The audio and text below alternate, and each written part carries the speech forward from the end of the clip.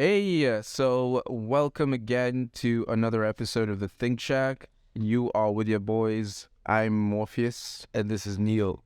Um, Gone with Matrix names to try and be anonymous, because yeah, we're trying, though terribly. At this point, I feel like our voices are so freaking obvious, someone's gonna figure out.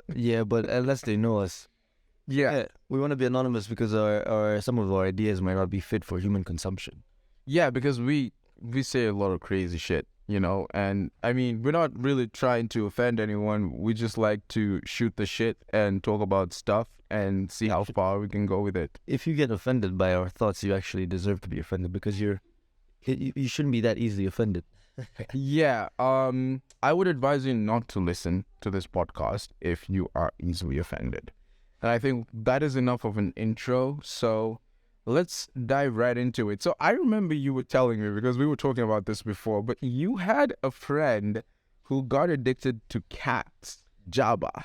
Yeah, I don't even know if everyone knows what that is, but then Jaba is kind of like you call it a stem, some drug that you chew. It's like a There's a leaf too, right? it's a psychostimulant. Yeah, you can have the leaves as well. Yeah, basically, I think it makes you feel awake. I've tried it myself, but I didn't feel awake. I just felt like a goat. Like I felt like I was eating grass. So How much did you have? enough to not enough actually. I don't think I had enough. But that begs the question: how much is enough? I actually learned the other day that it's not just that, but there's also a science to how you chew it, right? So Wait, what? there is, because I mean, you need to, especially if you're having the leaves, you need to pick out the tenderest, softest ones. If you pick out large and hard ones, they cut up your tongue because you're chewing on it and then you're storing it in the side of your mouth, right? So like the really large and tough leaves start to cut up the side of your tongue because of the whole chewing motion. And then the next day, or actually for the next 2 or 3 days, you're gonna have a really sore tongue. And that was my experience the first time I did, because I didn't know jack shit.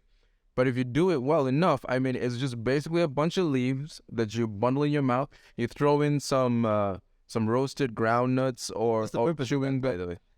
it's like to a hold them cocktail. together. Yeah, it's like to make the bowl more compact, and also make it more palatable, I suppose, because like, if you're mixing the taste of roasted ground nuts with the taste of Jaba, I don't know, it's a bit more acceptable for some weird reason. So where does the magic happen? Does it happen when it's like in your marinating? In your Right. mouth? So it's the juice that you want, right? So when you're chewing it, Java right? juice. Exactly. And in fact, some people have gone the extra mile and be like, why the hell do you need to chew this? Why don't we just like grind it up and juice it for you and then sell it to you in a bottle? I wonder what that tastes like. I don't know, but a friend of mine had it, and because it's juice, because like to come up with that much juice, you'd have to chew a lot of Jaba. So it's a lot more potent. Right, so he had like a whole bottle and he couldn't sleep The hell? the whole of the next day. He didn't sleep all night and he couldn't sleep the whole of the next day. But that's the idea, right? So you chew it and then, like the juice is coming out as you're chewing and then you just swallow the juice, but you're not supposed to swallow the leaves. It's like the African version of what do you call this? Coffee, basically. Mhm. Well, coffee did come from Africa, didn't it? Did it? I don't know. Did coffee come? It sounds like it came from some place that Even sounds Ghanaian coffee. yeah. Well, I don't know. I mean, at this point, I'm ready to accept anyone saying anything came from Africa, because most of the world's treasures, for some weird reason, the people benefiting the most from the manufacturing and processing are the, like people in the West. For sure.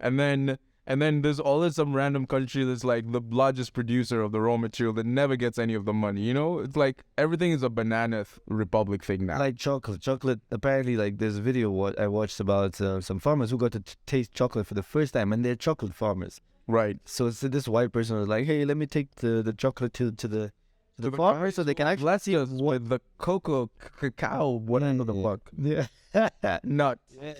Something, whatever chocolate comes from. Cocoa nuts. Cocoa nut. Yeah, the nut, the cocoa nut.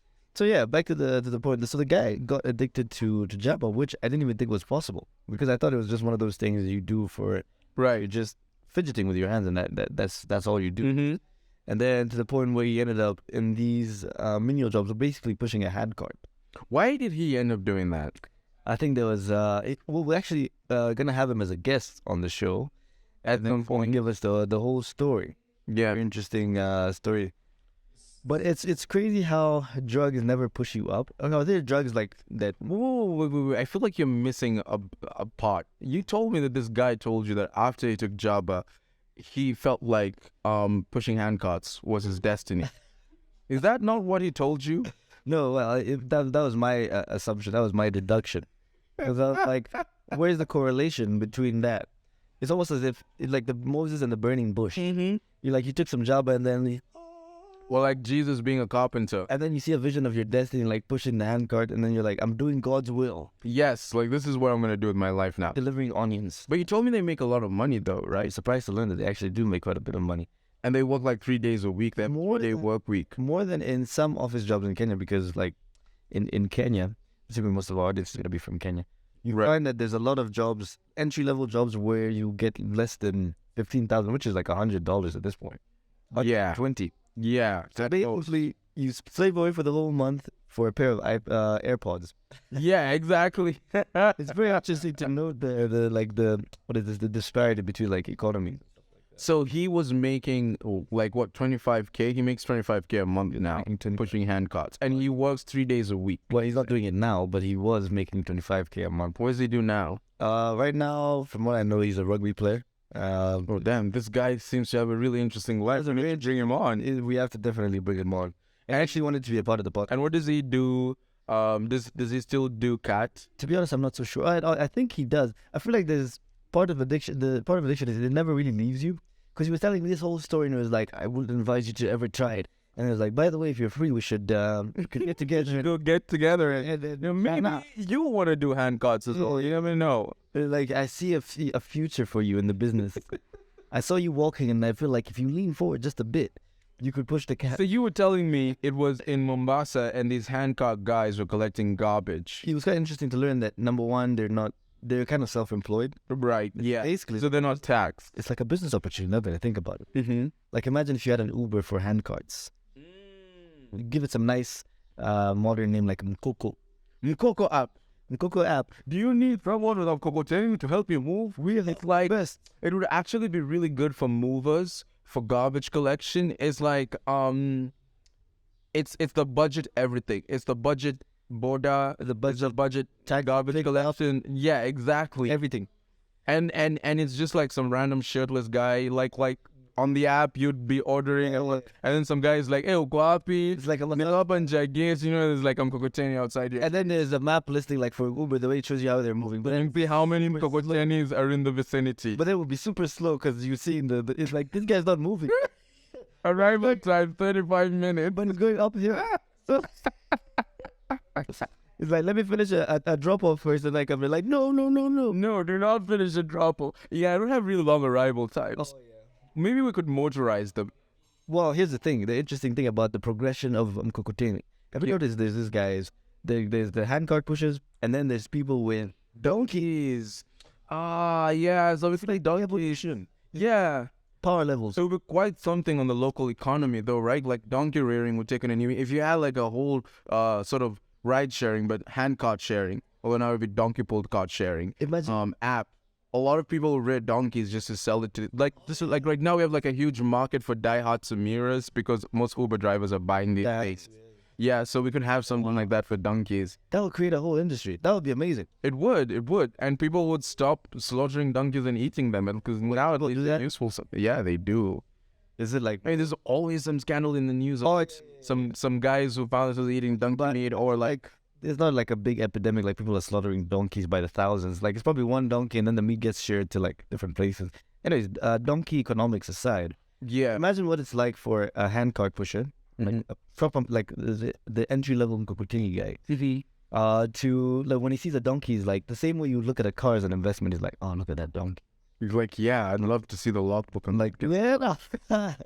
And he walks around. I'm like, see the hooves on this. And I wonder if animals have like registration documents. Like if you own cows, is there proof that you own cows? Is proof that you own a fleet of cars because they're logbooks? Is there proof that you own a bunch of wild animals or a pet? There are no registration documents for your dog. Like how do you prove that you own that dog? do you need a license to drive a donkey cart? Like in Good question. is that like a special permit where you're like And in the license, I kind of feel like in some country it probably exists. There's probably some Western country out there where you need a permit to own a donkey. so the evolution of Something. guys who do this kind of work, what I've realized is like there's almost like a pyramid or like a hierarchy. So you find that someone will come from the rural, the countryside, and then they get to Nairobi. There's no jobs, so either they'll do construction work, kazi ya mjengo, as they call it here, Right. and then they'll move up and do like, well, they can either move up or stay the same depending on how you look at it, and do mkokoteni work, Right. which is basically, you could call it the transportation sector. Yeah, this is the transport, the informal transport. Like if you hit on a girl and when she asks you what you do and you know you push mkokoteni and she's like, oh, I work in the transport sector, actually. I'm a courier guy. So I do courier services. If we ever end up in that line, we'll have a lot of stories to tell, because you'll be like, I work in the transportation sector, and then you're like, it's Uber. No, it's this new one called Coco app. Yeah. Because you've already thought about what you might do in that instance. So yeah, you move from there, and then you get a donkey. So actually, I'm seeing that Trevor has something here. And it's like, what you need to start a donkey business in Kenya. Because what the hell do you know? There's actually an article on what you need to start a donkey business. Who did the research for this? It's from Standard Media, but I don't think it was researched very well, because like one of the requirements is the right attitude. Yeah. And I'm not sure how much research they had to do to determine that you need the right attitude to have a donkey. Because, bruv, if you're not positive about this shit, a donkey will fuck you up. You know? You know. You need to have the right attitude. So, observe regulations is one of the requirements. Like, donkeys should be treated well. You should not flog them. But how do you get them to move? Trouble with animal welfare groups. You should also obtain the licenses that may be required by the authorities. Moreover, no donkey should operate at night, and cart operators should wear reflective jackets to prevent accidents. A reflective jacket on a donkey? I guess. Or the cart operator, at least. But more importantly, I want to know about the licenses that may be required by the authorities, because that's really vague. You could call it License says what authority? You could call it a DL though, donkey license. A donkey license. But you know what's interesting about donkey flogging is I thought about it recently. Maybe it's kind of like a weird thought, but then have you ever thought about how they know where to go, right or left? Fact is, the donkeys are so dumb. So the operator, let's call him the operator, will hit it on one side For it to go on the other. side. So the donkey is trying to run away from the pain. That's how stupid the animal is. It's like, I'll run this side to avoid the pain, and if if you hit it on the other side, it's like, oh, I'm running away from the pain, but you keep hitting me. Like, I mean, I don't know that it's stupidity per se, because I've seen donkeys do really smart shit. But I think it's like, I mean, donkeys turn against their owner. They keep grudges. You know? Like if the owner's been doing shit, and then one day, like, he's in a position where he's, like, I don't know, trapped or something, best believe the donkey's gonna cut the shit out of him. Donkeys hold grudges. I'm pretty sure if you Google it, you'll find that donkeys do hold grudges. Is this a research death by donkey. on donkeys and what's the reason? The use of donkeys for transport in Kajiado. But is there anything on the regulatory requirements? It will be, And it always has to be by some white guy, Joe Leland. because who else is a donkey? Leland, you know, I mean, nothing against Joe Leland. Thank you for doing this great work. But, like, why are Kenyans doing research in donkeys in Kajiado? But you know, Westerners are kind of weird. Like, they'll keep chickens as pets.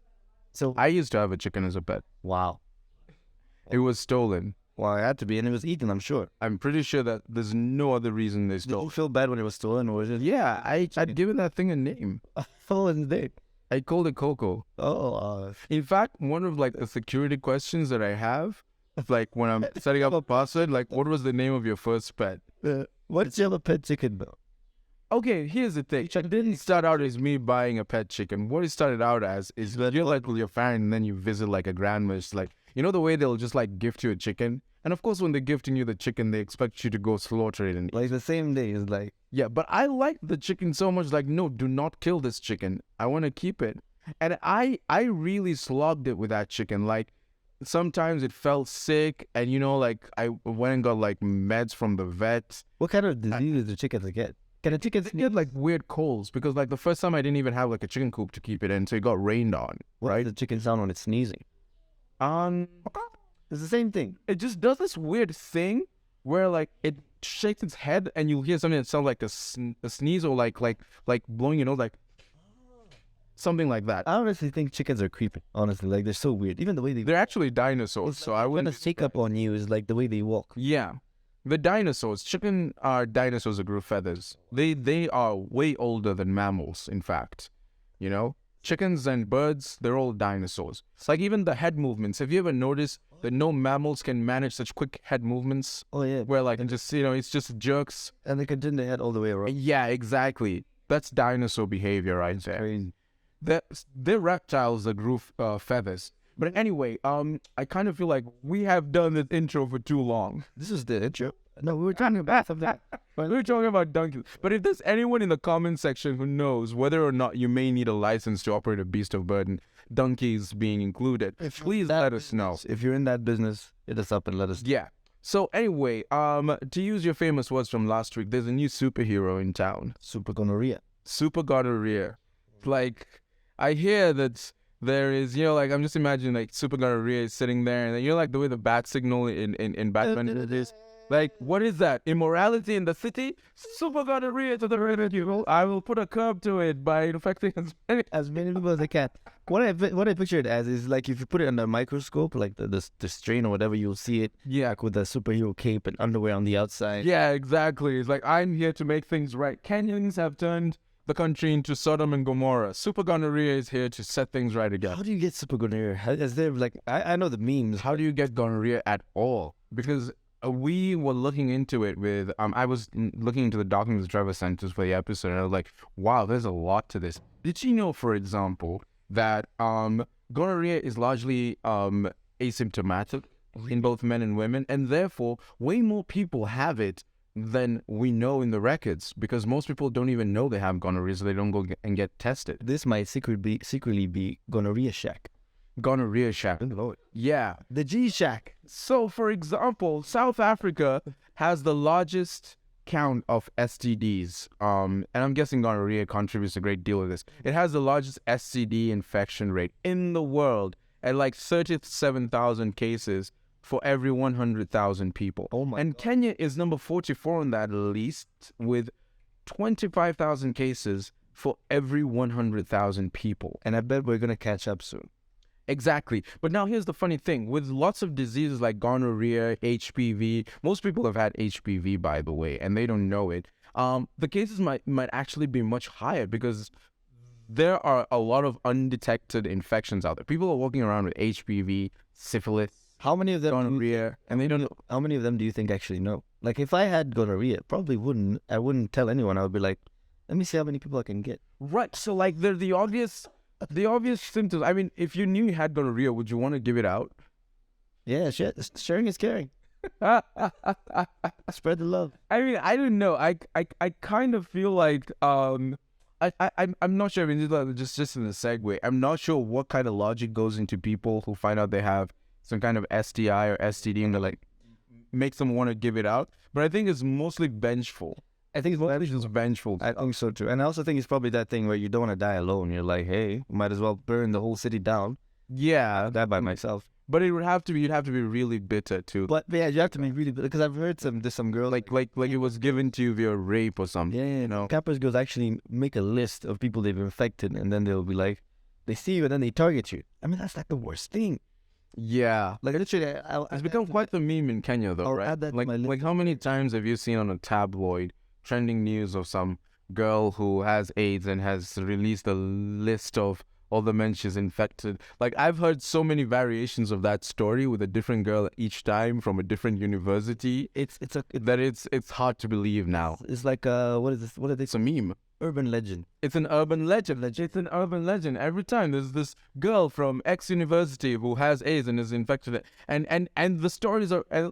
They usually write the stories from the first person perspective. There's a girl narrating. I knew, like, oh yeah, this was the first time I got it. Was my uncle that gave it to me when I was 10. Or like someone raped me on my first day as a first year, and now I'm gonna give it to the whole world, and I've given it to you, Mike, and you, Bride, and some other generic names that anyone could have, you know? Karaoke. Yeah, exactly. Like how many karaoke are in the country, and all of them are wondering, is it me? They start looking through their contacts and like, oh my goodness, yeah, like they have AIDS. So there's actually a law against. That is a big curse. Wait, what is it? What is this? What chapter is this? What act is this, Trevor? Can you zoom in? What act? This says petition 94. So this is petition number ASLO project, blah, blah, blah, blah. Anyway, it was a petition, I guess, that was filed. And I guess it's supposed to add an act to something. Is this still about gonorrhea? Yeah, or rather HIV and the transmission, and whether it's, like there's a specific law against transmitting AIDS or maybe other STIs willfully. Like a person who is and is aware of being infected with HIV or is carrying and is aware of carrying the HIV virus shall A, take all reasonable measures and precautions to prevent the transmission of HIV to others, B, inform in advance any sexual contact or person with whom needles are shed of that fact. And then 2, a person who isn't is aware of being infected with HIV or who is carrying and is aware of carrying HIV. Oh my God. That's humiliating. Like, Trying to cover all their bases with this language. it's like you find out. And recklessly place another person at risk of becoming infected with HIV unless that other person knew that fact and voluntarily. Oh my God. It's like this is like the rules, right? Yeah. So you find out you have HIV, you're like, I have to go to my contacts and then text them, like, hey, by the Like, way, hey everyone, or just do like a WhatsApp status. I have AIDS, just, like, let's not fuck yeah, forever. stay away from me. If we've been in the DMs talking about it, like, I'm sorry. I'm sorry. Yeah. The law requires me to declare that Though, if you really are sure you still want me and you don't mind getting it, the law provision is that. that if you voluntarily accept, it's okay. Otherwise, if you commit this offense, you're liable upon conviction to a fine not exceeding 500,000 shillings Not exceeding? Well, if I want to, like, if I have 500,000, I'd be like, I could pay that. or to imprisonment for a term not exceeding 7 years, or to both. It's like, I have 7 years to burn, sure. Let me go ahead. I mean, not exceeding. If it was like, no, that's that. I'm not sure what this is supposed to achieve, because if I have HIV, like if I get full-blown AIDS, I'm not going to survive 7 years. Full blown. So, yeah. So I have HIV. I just in front of a bunch of people. Then they arrest me. I stop taking my ARVs. God knows I wouldn't take ARVs in jail anyway. Because do these guys even go through the trouble of getting everyone their required drugs? I think they. So I'm going to die if they do. I imagine in prison they must have provisions for. In Kenyan prisons, like if you have diabetes, they make sure like you have your insulin shots regularly. I would imagine they do. I think Like if you need like blood transfusion. there's too many human rights observers for them not to. That's what I think. Yeah. Well, I could just refuse taking my ARVs and then just die before 7 years are up. Like, But this kind of feels redundant because why don't they just have the healthcare providers? Because most people will be diagnosed by healthcare providers. Why don't they just have that, like, have them release that information? But then, of course, there's the rule of patient-doctor confidentiality. right. So why don't they just have the doctors, like, take that responsibility, bear that upon themselves? Because no one's going to be announcing on their WhatsApp status, hey, I have AIDS, by the way. Yeah, but then again, that's the thing. Would you want anyone announcing whether it is like decreed by the law or not? And do you want anyone knowing that anyone has AIDS? I think it'll be easier, actually. Kind of like the KCSE results. You rather just have them posted in public than have to go and tell your mom, like, by the way, mom, how are you doing? How are you doing? Yeah, but like it's so stigmatizing. You see, that's the thing. If people will readily say they have other diseases that aren't nearly as stigmatized, and even then there are a lot. Like people aren't gonna openly admit to having epilepsy. Like, you have AIDS? No, I just have syphilis. It's not the same thing. It's syphilis. Hold on, take it easy. Come on. It's not that. No, it's not that. Like, would you even admit to having chlamydia or gonorrhea? Like, let's look at the really, really, really mild although gonorrhea is probably, especially super gonorrhea. It's terrible. Super. But would you want people knowing you have gonorrhea or that you have had it in your life? Probably. At a point. Probably not. Now imagine. You're not going to put that on your Tinder profile. But had gonorrhea in the past, survived. Survived. Yeah. I'm a survivor. Hashtag. I'm a gonorrhea survivor. That means I may have naturally developed immunity. But that's You want that for your kids. the other thing, though, is that with gonorrhea, speaking of immunity, it seems to have developed immunity against antibiotics because gonorrhea is actually, I think it's a bacterium. It's based off of bacterium. And what's the name of that bacteria? I think it's called... What's the name of the bacteria, Trevor? Come close to the mic. So what was I saying? Like, is there like a thing that's happening with the diseases? They had a convention. They're like, we're going to develop super resistance because COVID was the same. And now we have super gonorrhea. It's like the diseases are evolving.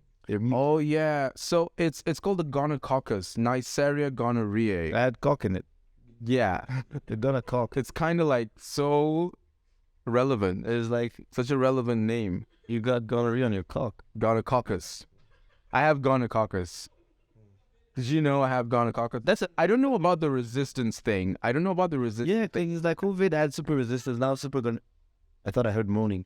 But so the COVID had super resistance, and now the gonorrhea has super resistance. Whereas like they had a convention, the diseases, they were like, Right. you know what, the vaccines are getting too strong. We need to like rally our strength. And we need to get Like, reinforcement. think about it, we've not had any breaks since Ebola. There was Ebola. Yeah. What was the other one? Between Ebola and COVID, there was something else, right? Right. But no whatever. So, okay, let's look at the actually 5 reasons according to this research paper that I'm Mad cow looking at. disease. The mad cow disease, was that a virus? That was before Ebola. Yeah, so like there are 5 reasons for the rise of drug resistance. I don't know about Ebola and COVID, but I can tell you something about gonorrhea, right? So there's the first one and the most obvious is unrestricted access to antimicrobials. So you know, like antibiotics. First of all, like this stuff is everywhere. Do you know, for example, that even factory-grown meat has antibiotics injected into it? Oh my goodness. Because that's how you're gonna keep like you have like a factory of like 100 chickens. I don't know if they do that kind of factory farming in Kenya, but if you have like a factory of 100 chicken, you don't know which one has the flu, right? Yeah. So you're not gonna like start All of them. exactly. So you just give them all antibiotics, and so by the time this thing is being taken, you know, by the time it arrives on my table, it's chock full of antibiotics. And when it gets like, I was gonna say children, but when it spawns or creates, they have antibiotics Right. in their DNA as well. So Right. And then the second reason is the inappropriate selection and overuse of antibiotics. Antibiotics can be easily got over the counter at your local chemist. You have a flu, get an antibiotic. You have a wound, get an antibiotic. Your girlfriend left you, get an antibiotic. You know, it's just pretty much everything. And then there's also suboptimal quality of antibiotics, and I think this problem probably faces third world countries more than any other place. Like we're getting like generic drugs, you know, with like low quality antibiotics. So it's almost like, you know, like the way vaccination is, they give you a weaker version of the disease, and then exactly. you develop immunity. I kind of figure like when you're using suboptimal quality antibiotics, that's what you do. You're vaccinating the disease that you're trying to cure. You're making it stronger. Exactly. So we've been vaccinating gonorrhea all this time by taking low quality antibiotics. That is super interesting. Like when you think about it. Yeah. Of course, there's inherent genetic mutations. That was obvious. And extragenital infections. So extragenital infections are like UTIs? not really, but like genitalia that's not like outside, right? no. So like Extragenital just on like if you have like anal sex. So your ass is extragenital because it's not part of your genitals. it's an but extragenital. yeah, it's a genital outside the general genitalia.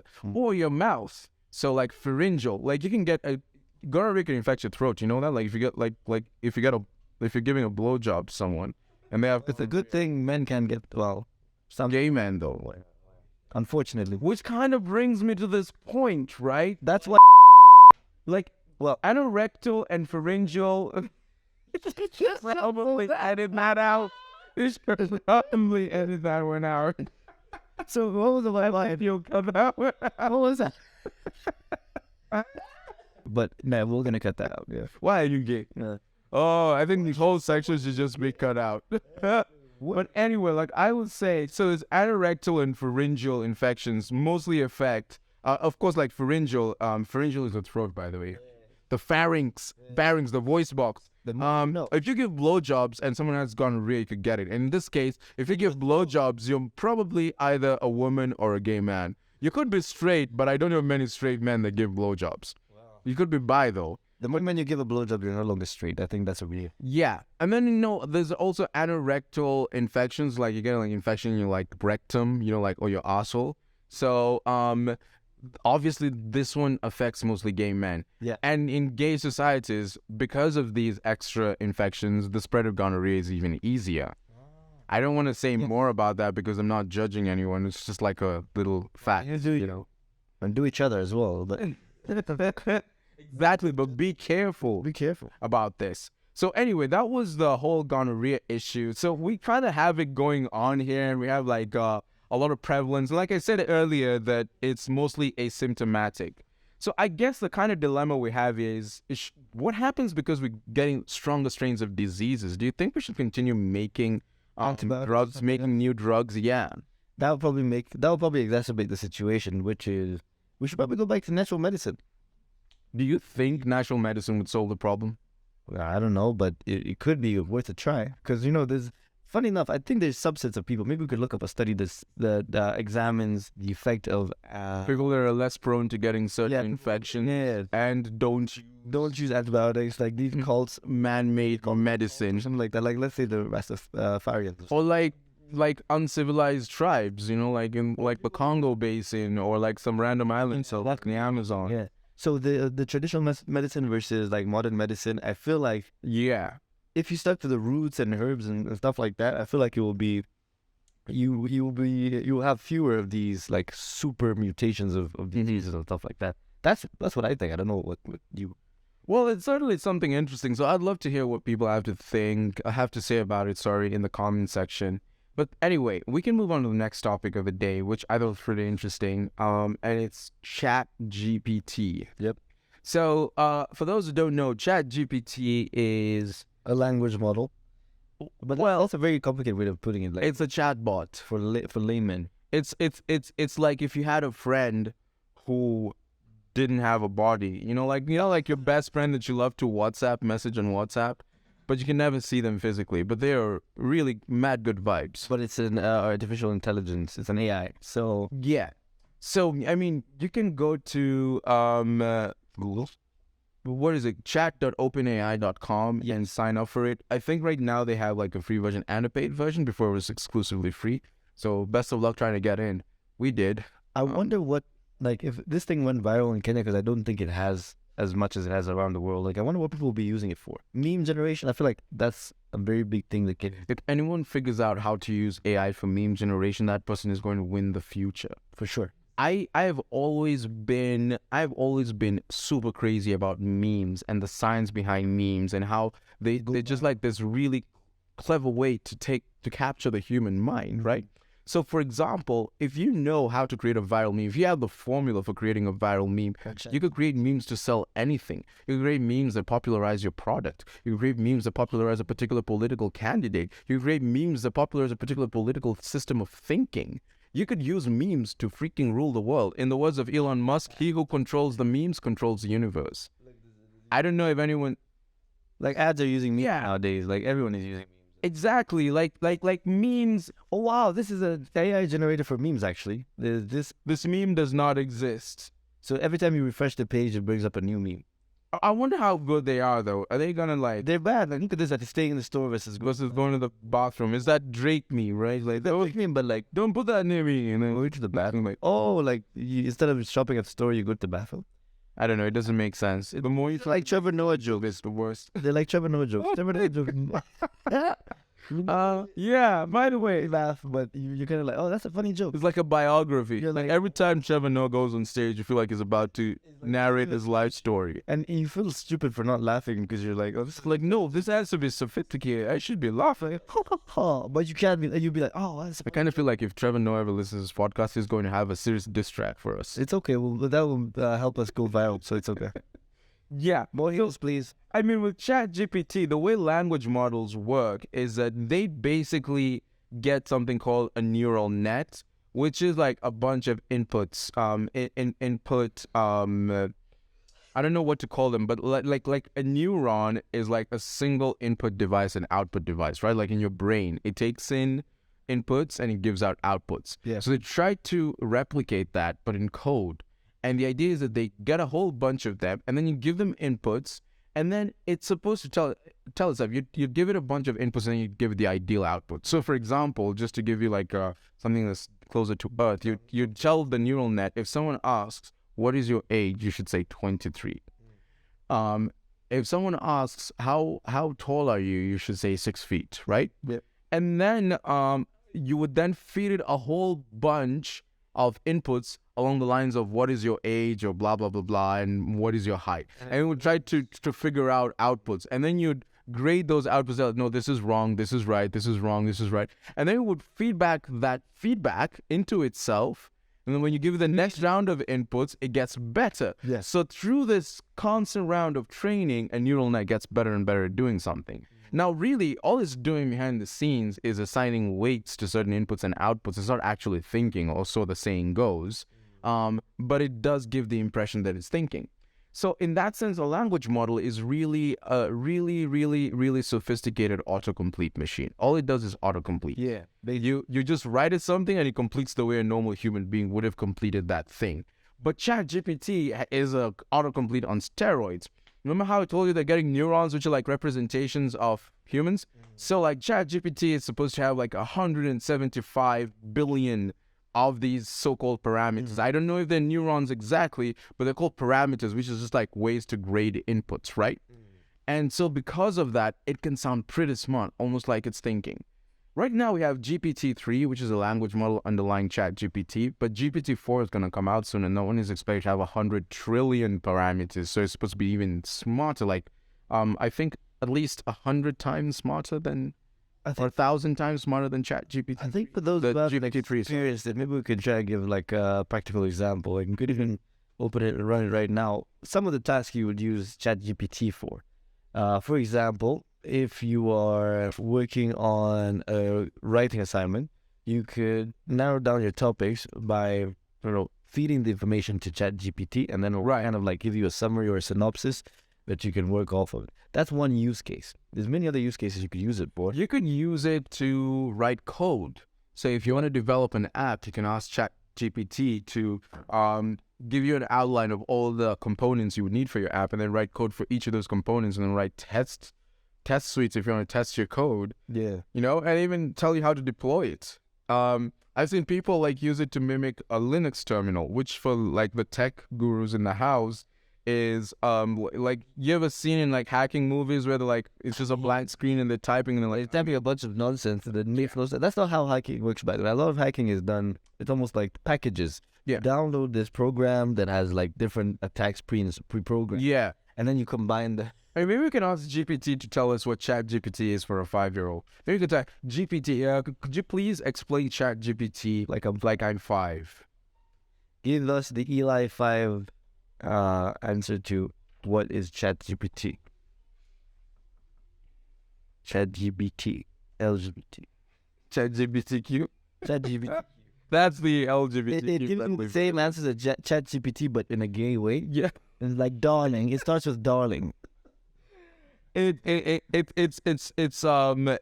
friendly to like other sexual orientations, and and the font comes out in different... It's not gonna crack jokes against. The font comes out in different rainbow colors. Yeah.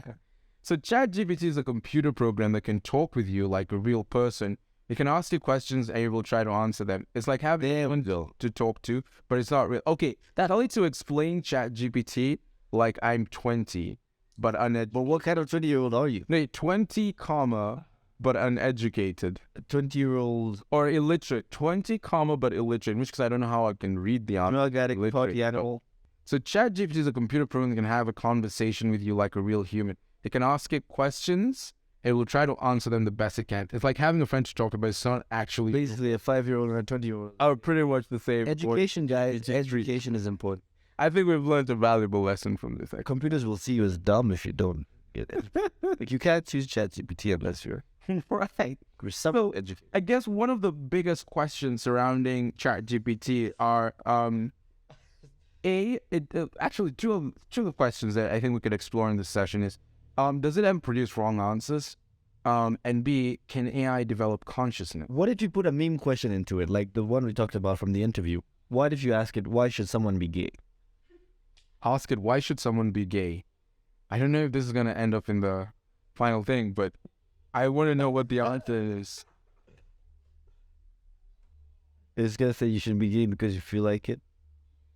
If you see another... There is no single answer to this question, obviously. Everyone has their own reasons for being gay, and it is ultimately up to... Everyone has their own reasons for being gay. I'll invite you up. I have my reason. Please. Ultimately, it is important to accept and respect people, regardless of their section. I agree. I agree too. What if you ask, why are you gay, from the interview? Yeah. ChatGPT will be like, I'm a language model. I don't have any sexual preference. Yeah, probably. But I like keystrokes. keystroke. Just try and ask it. Let's see. My personal journey to understanding my sexuality has been an ongoing process. But I ultimately realized I was gay because I felt an emotional connection to members of the same sex that I never felt with members of... Wait, are we still talking to GPT? It's gay PT. Everyone...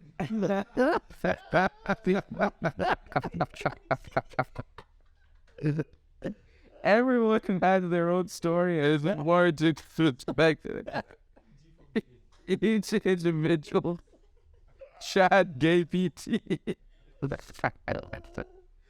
Oh my god.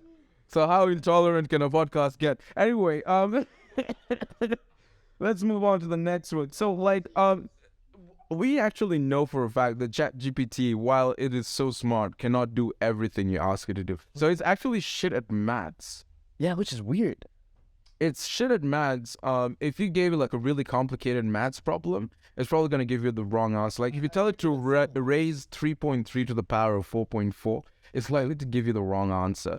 But if you give it a story sum, you ever see like those problems that are written in paragraphs? Mary has 2 apples. Yeah, you know, like which one does she give Jesus or something like that. It gives a much better answer because it understands the paragraph. So he's unhuman. It's based on language. That's the thing, right? And I guess like another question that is really important in this respect is that do you think AI can be conscious? Because ChatGPT, like we just spoke to GPT, which apparently has a sexual orientation. So like, it can convince you that it's an actual person or there's something going on in there. I feel like a lot of it is very PC. The way they program it, they like if you try and have it say something like a racial slur or something like that, it won't do that until you jailbreak it in some way. Like there's ways people have found to kind of what is the word? Like the word I'm using is jail. To hack it? Hack it in a way. Right. Yeah, but then the way it's programmed, I think it was...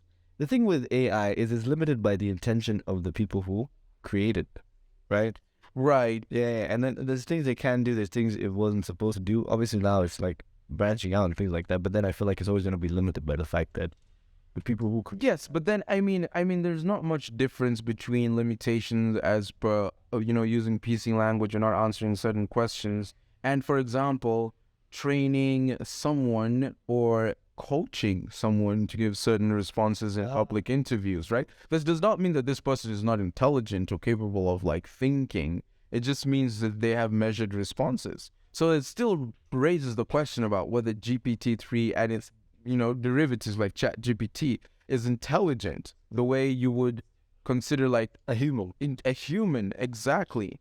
Now, there's an interesting thing here, and it's called the Chinese room argument by a certain, I don't know what he was. Was it philosopher, computer scientist, general thinker, random person who published random argument? But his name is John Searle. They had the most interesting name, the Chinese room argument. The Chinese room argument is actually pretty interesting if you hear about it. Interesting name. And the idea is, right, let's say that you walked into a room and there was like a screen between you and some entity on the other side, who knows, whatever the fuck. And what you would be doing is you would be giving this, you'd be putting in slips of paper written in Chinese, and then the entity would like spit out a translation, right? And on the other side, unbeknownst to you, is a man, right? Yep. So this man has some kind of translation tool or something. Like it's just like a record or a table, and he looks at it. If you give him something in Chinese, he looks at it, looks against the table to see exactly what response to give, because like what you're giving him is an input. He looks at the table, see what response to give, and he gives you the correct translation. Like he's just picking them up, right? But as far as you don't know that this man is in there. You just know that you pop in a freaking sentence in Chinese and a freaking sentence in English comes out. So the question is, does this man then understand Chinese? No. Or does he just have a very complicated system? Interesting.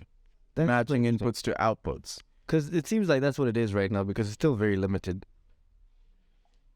Exactly. But now, the Chinese room argument, of course, raises this question about, like, first of all, what's going on in the inner workings of an AI model when it's giving you a response? But also, more importantly, it raises a higher question, is that what's going on in the mind then that's so different than this?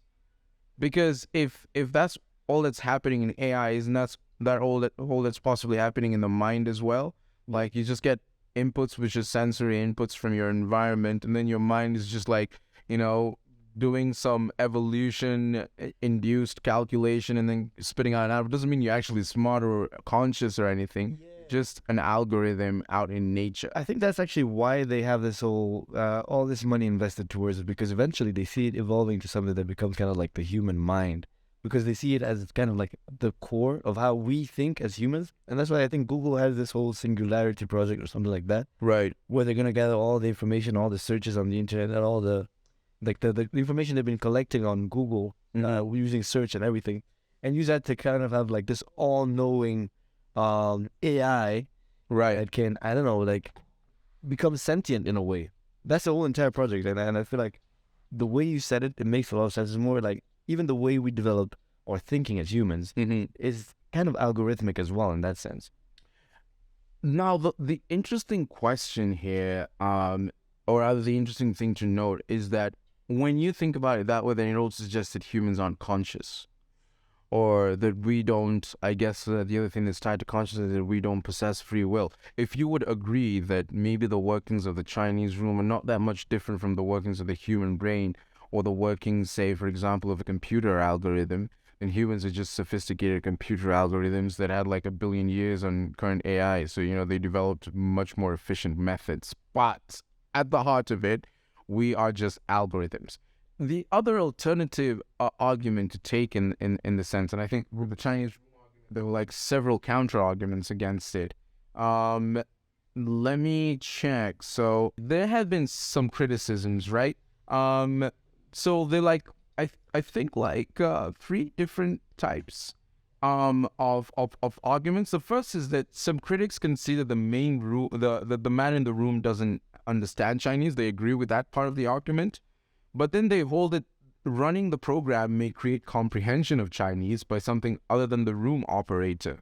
So I think what they mean is that the man in the room is only a part of a larger component which includes the entire room. So, like the way, for example, I wouldn't expect your cerebral cortex to be conscious in and of itself, but your brain working in conjunction, like all the parts working in conjunction, makes you a conscious being. It's like when the whole is greater than the sum of the parts, Like putting things together makes them more powerful or more of something than they would be if they were taken like in bits, right? So what constitutes a conscious being? This is kind of like... That is the question, right? I kind of digress. It's kind of important to define consciousness before you can argue about whether someone or something is conscious. So there's this argument to veganism. There's like certain animals, because there's different types of vegetarians. People refer to themselves as Actually, there are vegetarians and vegans. Vegetarians and vegans. Vegans will not eat any animal product whatsoever, even eggs or milk, any like animal products. Right, bro. As long as it came from an animal, They don't butter,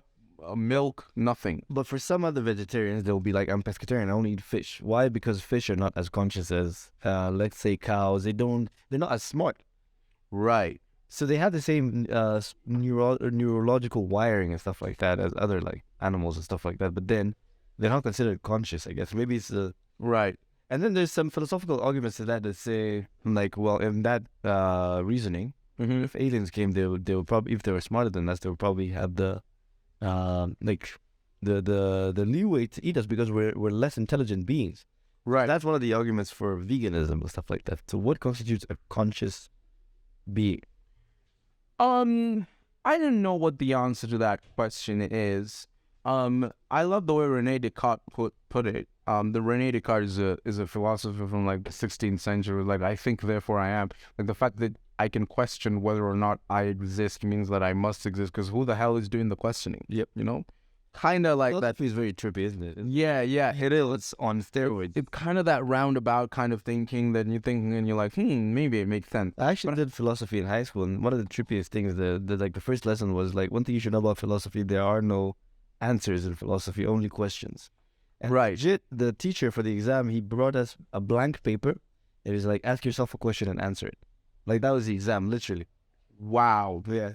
And what question did you ask yourself? I don't remember at this point, but it was something simple to make my life easier, like something easy to answer.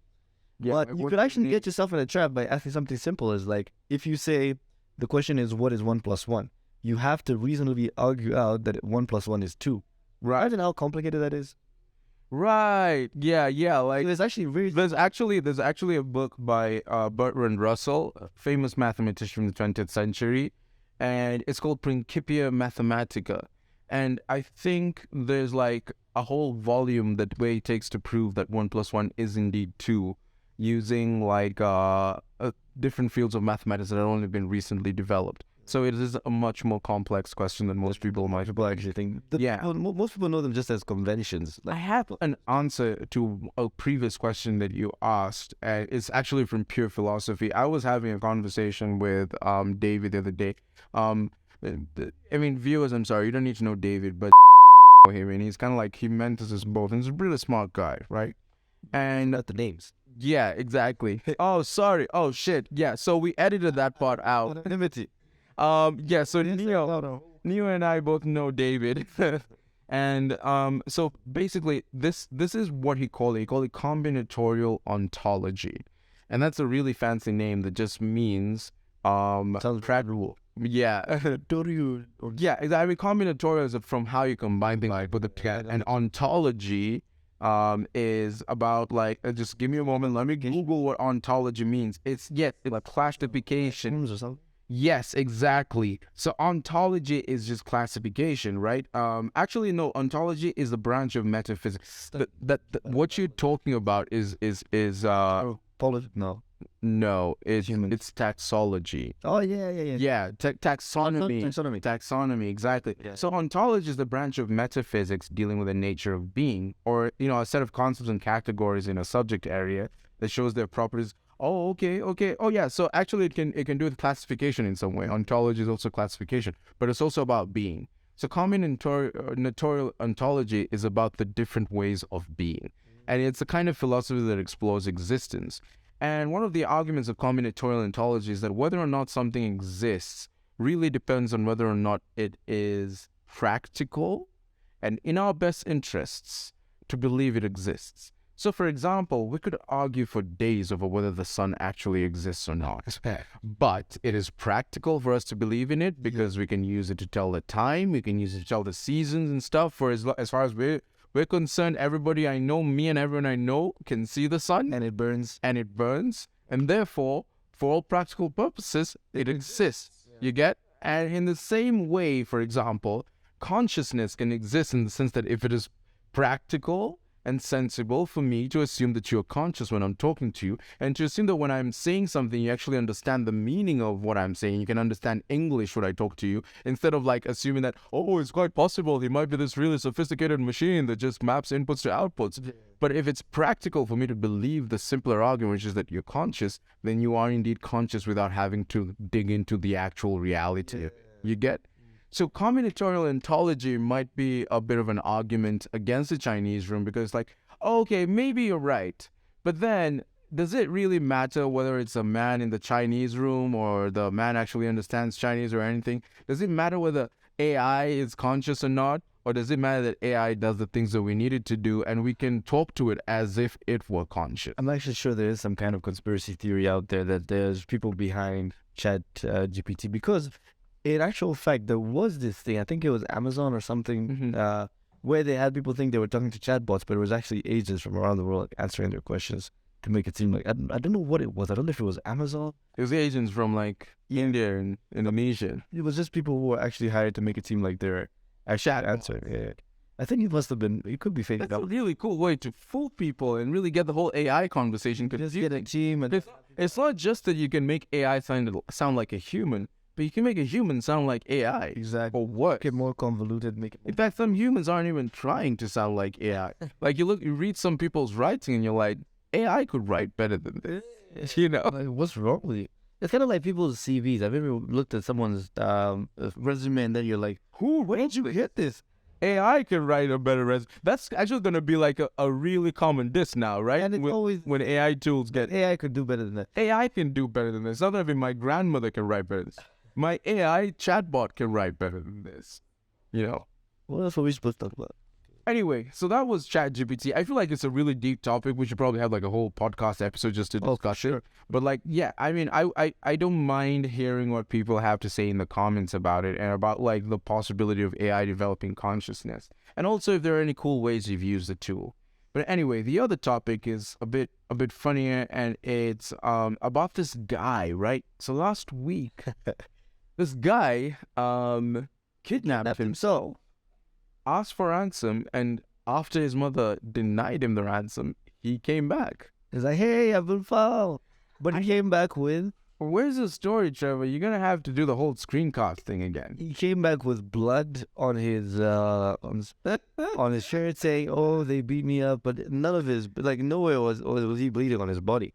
Yeah, exactly. He got the cow blood smeared on himself, and he tried to tell his mother he'd been kidnapped, and the mother immediately took him to the police station? Well, we were just wondering, like, how do you think like this? You have to be, like, living in a movie or a cartoon.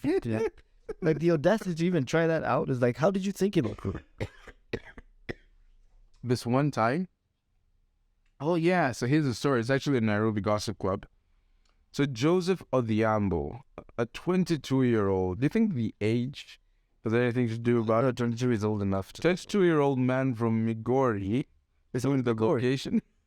It's always Migori. What happens in Migori? Is anyone listening from Migori? They have like 3 different versions of Jesus. Oh my! At least 5 polygamists. What are you guys eating in Migori?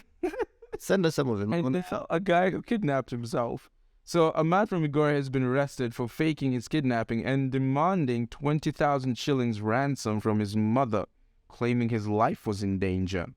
So the Form 4 student, he's in Form 4 at 22. Well, that explains a lot.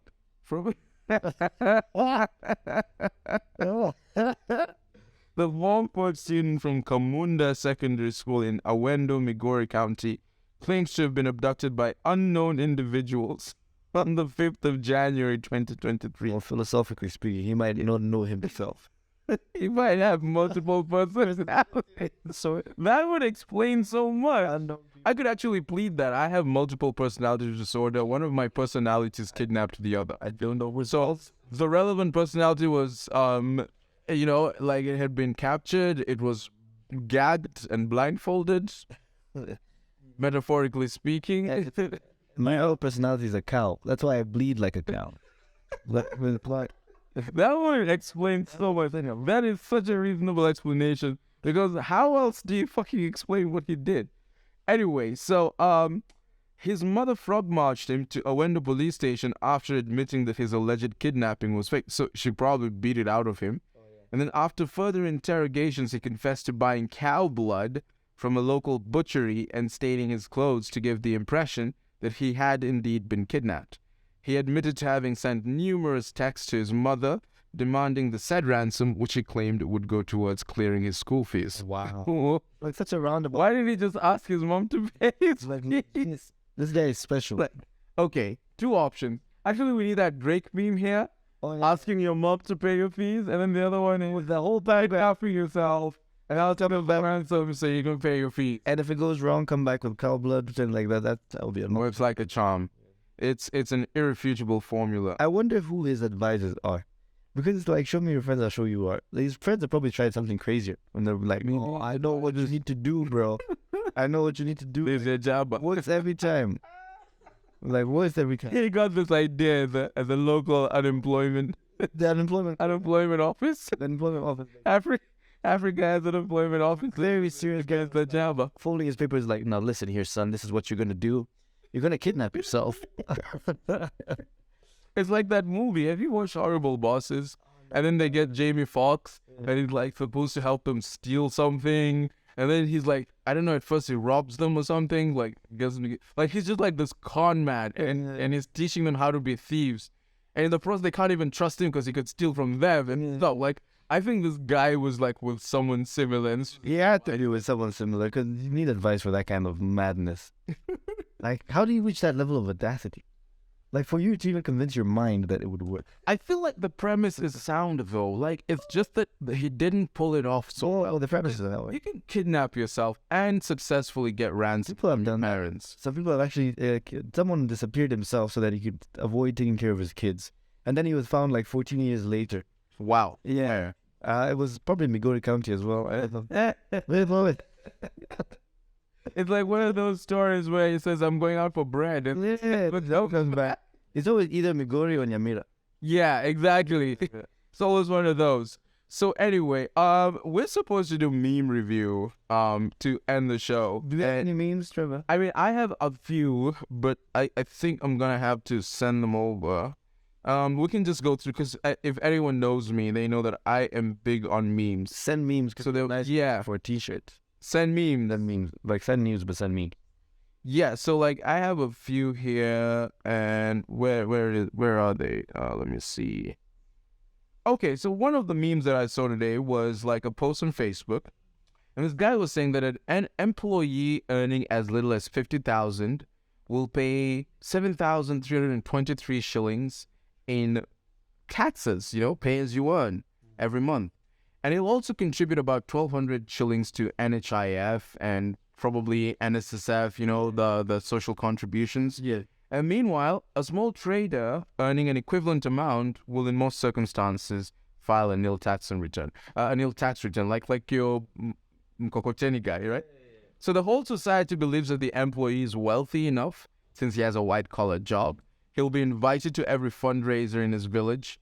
We also expect him to wear good suits and live in a better house than the trader. Meanwhile, the trader will be presumed a juakali or hustler, and he'll pay NHIF 500 shillings per month. So we need to change our perspective. Oh, for sure. Like, I feel like there are a lot of jobs that people don't know have money. That have way too much anything.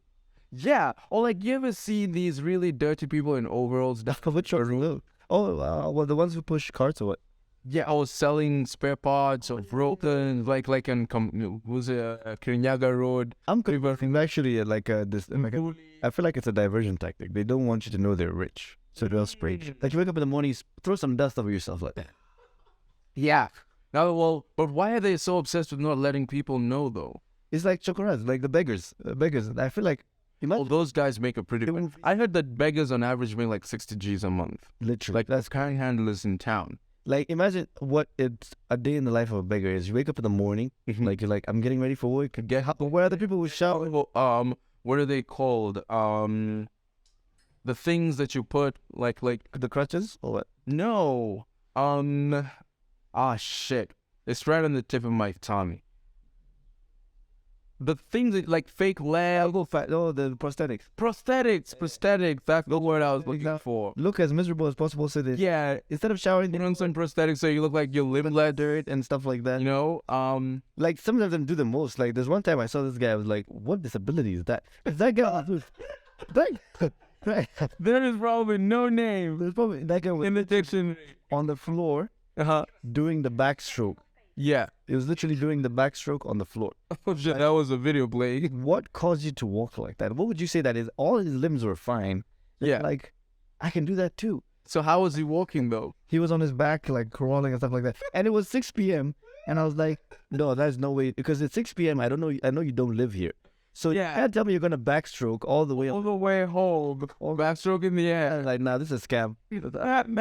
What about the kids, though? A lot of them use the kids, right? So you go like a bunch of kids, and those kids will follow you, either trying to sell you sweets you don't want to take, or they just want your 10 or they want the food that you walked out of the restaurant with, and they want it by foot. And then, you give the kids money, and then they take them back to the mother. I feel like the kids are usually an investment. They're an investment because they're going to get way more money than the adults. And just like gonorrhea, they're actually getting more resistant nowadays. Have you noticed they follow you there's one who legit followed me for a kilometer.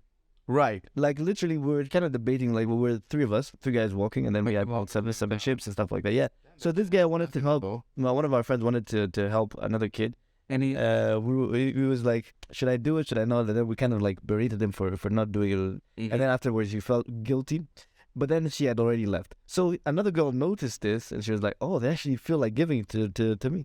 But then my friend was like, no, I wanted to give to that one. So he walks with us. I'm like, what's the difference? They're all street change. You've done the job. But my friend was like, no, I don't like this one. That's the thing, though. If you're a street kid, you want to be cute. You want to be marketable. I don't know if it's going to be, though. I want to give it to that. Well, it's someone to look at you and go, ugh. You want someone to be like, oh, I'm so sorry.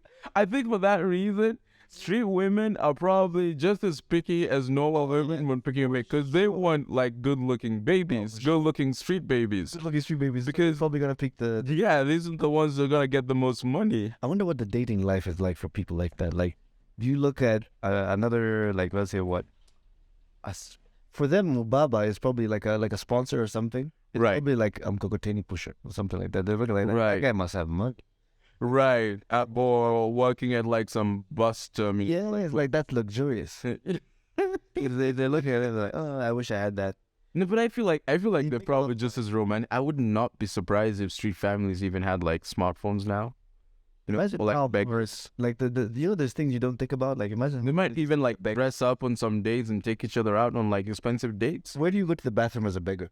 Like, let's say you're doing the backstroke in the middle of town, and the next Right, and you need to take a shit. you take a shit, and then the next toilet is like let's say a kilometer away, and you have to stay in character. You're not gonna just stand up and walk to the toilet. Like, that would be hilarious if you just stood up. How does someone who walks in Time out. backstroke take a shit now that we're like, if someone out there legitimately has that disability, how the fuck do they take a You shit? must need a special toilet. Only operation backstroke. Like, you do a handstand and then you just. Or you know, like you need someone to come and like just hold your butt cheeks, so and then you got someone in the container. Speaking of which, you remember those days when street kids used to like threaten you with shit? Like, I feel like that's a thing that only happens in Kenya. Yeah, they'd be like, "Give me your money or I shit on you," or and I got the like. Yeah, In any other part of the world, you'd be like, "Shit on me? What do you mean?" But here, why you? And I don't do know, live. but why is it so freaking effective? Because I heard they're so afraid of smelling like shit. It's because I heard they do it live, so it's fresh shit. But what I'm wondering is, like, before you become the victim of that, how do you end up watching? Because you have to be like, I gotta see this. Like, how is he gonna shit on me? And then you watch it happen, and then he's like, "Are you ready?" And I'm like, "Bah." Oh wait, so he's actually taking a shit, dude. Like he's like, if you don't give me your money, I'll shit on you. And you're like, no, and then he takes a shit Yeah. while you're standing there. Legit. That's what I've heard. Like, Then, you know, like he's got this stinky butt. Like, okay, I'm done now. So are you ready? I'm gonna smear you now. And you're like, "Oh, no, don't do it." Give you any money? Because imagine how long it takes to shit. Like, what kind of discipline do you have? Like, what kind of control of your body you'll be like? You get shit on cue. Yeah, exactly. It's like, You gotta. The only way I know that would work is if you're walking around constantly wanting to take a shit. So you're just constantly holding. You know, like the way you can like rip your asshole tight, right? So like, it's really not a matter of making yourself shit on command. It's a matter of releasing the floodgates. releasing the floodgates from time to time because you're constantly full. Imagine the day, like, someone will legit, because you know they like to put some color on it. Well, I mean, like, in terms of their threats. Right. So they'll be like, I'm gonna smear shit on you, and today, guess what? I have diarrhea. Right. So they probably have like different variations of that. Because I've heard like them threatening people with knives. That, like, by the way, this knife has so many diseases. It's like this is the mild one, Yeah, right? Just because you have a phone. This is for guys with iPhones. with iPhones, and this is for guys with cars. Like, now this is my worst shit possible. Think about how quick. Gotta give me that car. Think about how crazy that threat is, because it's not violent. It's not gonna hurt you, but then you're so scared of getting your clothes. Like, maybe you had a date planned, and Right. that will ruin everything. Right. So anyway, another meme that I've seen is how people have been performing in the previous KCSE exams. Oh yeah, the meatfish stuff. There was a lot of allegations of cheating, and also a lot of the cheating or rather a lot of the really good grades seem to come from one particular county. Which is it? Kisii County. It have to be. There's one school where the lowest student had like a C plus, Wow. right? And so like I've seen here memes like kitu wakisia wajofia vitu mbili kwa play green card kucheat KCSE. What do you think about that? What do you think about how a lot of like Kisis get a lot of slack for everything? For everything. Nowadays I've seen a lot of memes. It's almost as if like they used to be Wakambas and now it's Wakisis. Like, it's just, I feel like even Wakamba, is like there's certain tribes that are stereotyped oh yeah. so well that you know the memes are just like you know who you're talking about. With Kisis, it's always like nini urogi nakushau Yeah. and all of that. So one particular one I saw was have you ever seen a video, the picture of like people running around in town, like there's been like a demonstration, there's tear gas, they're running, everyone's running for their lives. Okay. So that picture was like umeenda kwa club Kisii alafu DJ wale wamekuja kwa roga.